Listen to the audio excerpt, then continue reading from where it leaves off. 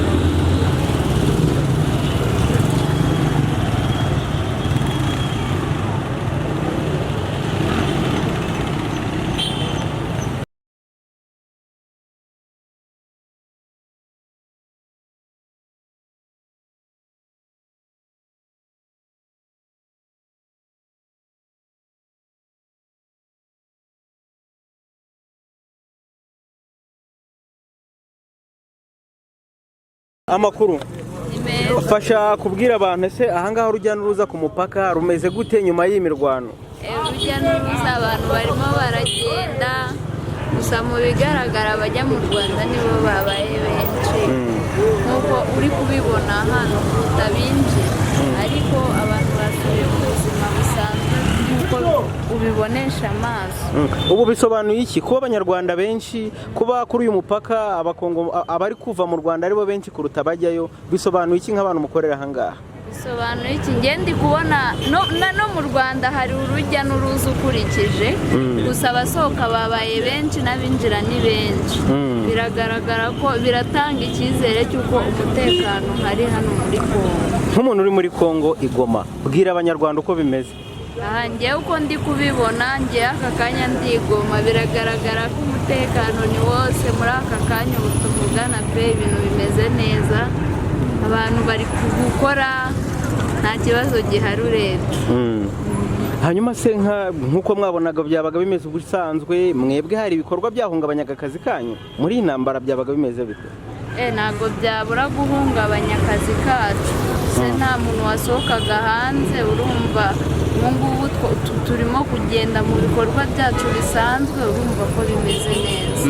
Ahangaha ko twabonye amarezo adahari muri kumenya amakuru gute? Turi kuyamenya neza twebwe kubera twegereye umupaka amarezo yo mu Rwanda turi kuyabona. Yego bagenzi banjye urakoze.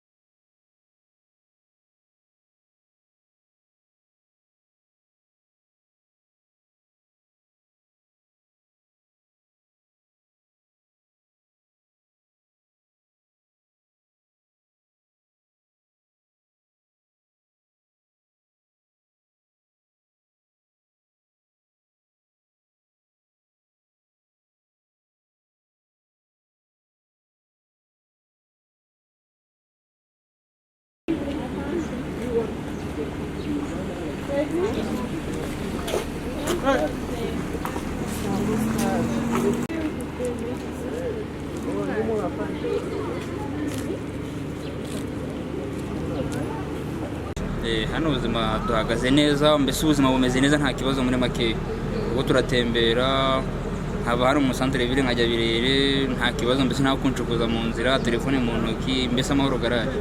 Mbere M23 itaraza muri uyu mujyi mwari mubayeho umuti ubuzima bwari buhagaze gutego? Twavuga ko donc ubuzima bwari bwiza ariko atari neza nkuko turimo kuri buno kuko mbere wagendaga kiya telefone akaba warayijanye mbese nta twe dufite kwishira kwizana mbese muri make. Hanyuma ni bande babamburaga ko muvuga ko mutari mufite umutekano usesuye? Mbese ha mu mugi kavuga twa dufite umutekano mbese mukeya bitewe nuko guverinoma yari ihari igenda ikumira ariko mu bice bya ruguru za Ndoshu iraza Majengo amayibobo abazarendo bonyine donc bari bameze nabi cyane. Hanyuma ubwo ngo bishe umuntu baramurashe runaka baramwambuye baramwinjiriye. Hanyuma ubwo mwafata M23 yafataga uyu mujyi hari abaturage benshi bahungiye mu Rwanda byagenze gute ngo kudahunga? Bitewe n'imirimo nkora ntabwo nabaga nahunga pana. Mukora iki? Ndi umusekirite umusekirite mbese ndi umurinzi muri make. Ubu washushanyiriza gute abantu badukurikiye uko ubuzima buhagaze nta cyane cyane kubyerekeranye n'umutekano?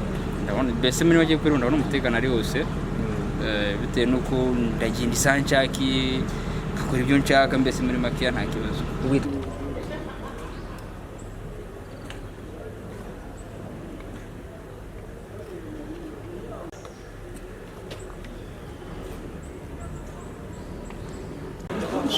Unaishi wapi?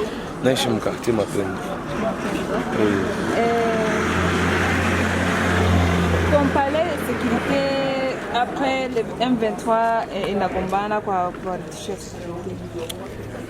Kuhusu la sécurité ni kwa tanisha biongelea kwa shani pima nza ma question. Nasema sécurité c'est vrai tuko beta na ile mafujo mu masasi igisibu yapita kwa piga masasi mu désordre yote bishaisha tulala bien que tunaomba sasa ni raison kura na mai ile ndio na kia tatizo. Hakuna rezo kura na mai. Na mai. Bina effet gani kwa nyinyi?